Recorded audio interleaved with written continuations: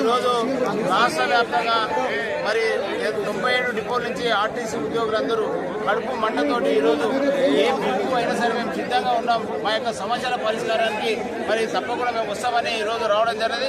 సుమారు 6 సంవత్సరాల నుంచి యూనియన్ లేకపోవడంతో ఈ యొక్క రాక్షస పాలన కొనసాగుతూ ఉంది ఈ యొక్క ఆర్టీసీలో. అందువలన ఈరోజు వాళ్ళు కోపోద్రిక్తులై మొత్తం రాష్ట్ర వ్యాప్తంగా ఉన్నటువంటి కండక్టర్లు, డ్రైవర్లు, మెకానిక్, సూపర్వైజర్ అందరూ కూడా ఈ యొక్క ఇందిరా పార్క్ దగ్గర రావడం జరిగింది.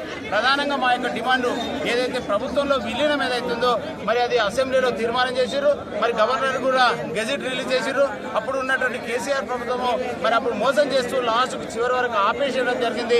మరి ఏదైతే గెజిట్ వచ్చినప్పుడు కూడా గౌరవ ముఖ్యమంత్రి రేవంత్ రెడ్డి గారు మేనిఫెస్టోలో పెట్టిండ్రు, మాకు ప్రభుత్వంలో విలీనం చేస్తామన్నారు, వేతన సవరణ చేస్తామన్నారు, మాకు రావాల్సిన బకాయిలు ఇస్తామన్నారు.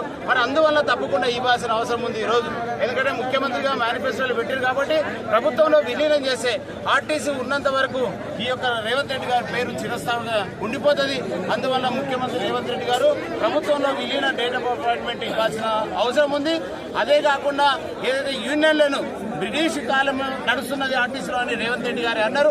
ఈ యొక్క ఆ రోజు మరి ప్రభుత్వంలో లేకముందు మరి రేవంత్ రెడ్డి గారు ఆ విధంగా మాట్లాడడం జరిగింది. ఇప్పుడు ప్రభుత్వంలోకి వచ్చి 2 సంవత్సరాలు అవుతుంది.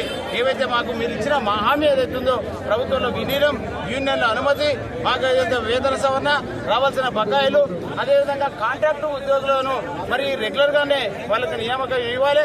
ఏదైతే హయ్యర్ బస్సులు, ఎలక్ట్రికల్ బస్సులు ఏవైతున్నాయో వాటన్నిటి కూడా ప్రైవేట్ డ్రైవర్లను పెడతా ఉన్నారు. మరి ఆర్టీసీ రిక్రూట్మెంట్ చేసి ఆర్టీసీ డ్రైవర్లు నియమించాల్సిన అవసరం ఉందని మరి రాష్ట్ర వ్యాప్తంగా ఈరోజు వేలాది మంది, దాదాపు 15-20 వేల మంది ఆర్టీసీ ఉద్యోగులు రోడ్డుపై వచ్చిరంటే వారి యొక్క మరి ఎంత ఇబ్బందులు ఉన్నదో మరి ఈరోజు ఇప్పటికైనా ముఖ్యమంత్రి గారు గుర్తించాల్సిన అవసరం ఉంది. రాష్ట్ర రవాణా శాఖ మంత్రి గారు మేము గతంలో సమ్మె నోటీస్ ఇస్తే మీకు 1 నెల రోజుల్లో మేము సమస్య పరిష్కరిస్తామని మా అందరితో మాట్లాడడం జరిగింది. అక్కడ కొంతమంది ఆ సమయంలో మరి అశ్వత్థామరెడ్డి, రాజిరెడ్డి, విఎస్ రావు వీళ్ళు సమ్మె నోటీస్ ఇవ్వకపోవడం, వాళ్ళు సమ్మెకు రాకపోవడం, ఇవన్నీ ఇబ్బందులను గురి చేసిన సందర్భంగా మాకు ఆ రోజు సమస్యలు పరిష్కారం కాలేవు. ఈ రోజు యూనియన్లకు అతీతంగా వేలాది మంది ఆర్టీసీ ఉద్యోగులు ఈ రోజు ఇక్కడికి రావడం జరిగింది. అంటే ఎంత ఇబ్బందులు ఉన్నాయో ఇప్పటికైనా ముఖ్యమంత్రి గారు గుర్తించి మా యొక్క సమస్యలు వెంటనే పరిష్కరించాలని జేఏసీ ద్వారా తెలియజేస్తున్నాం. మేము తెలంగాణ జాతీయ మజ్దూర్ ఏదైతే డిమాండ్ ఉందో టీఎస్ఆర్టీసీని ప్రభుత్వంలో విలీనం చేయాలనే డిమాండ్ పెట్టిన యూనియన్ తెలంగాణ జాతీయ మజ్దూర్ 2017లో ఈ యొక్క డిమాండ్ పెట్టింది. ఆంధ్రప్రదేశ్లో 2019లో అక్కడ ప్రభుత్వంలో విలీనం అయిపోయింది. అక్కడ వైఎస్ రాజశేఖర రెడ్డి గారు కుమారుడు ఎవరైతే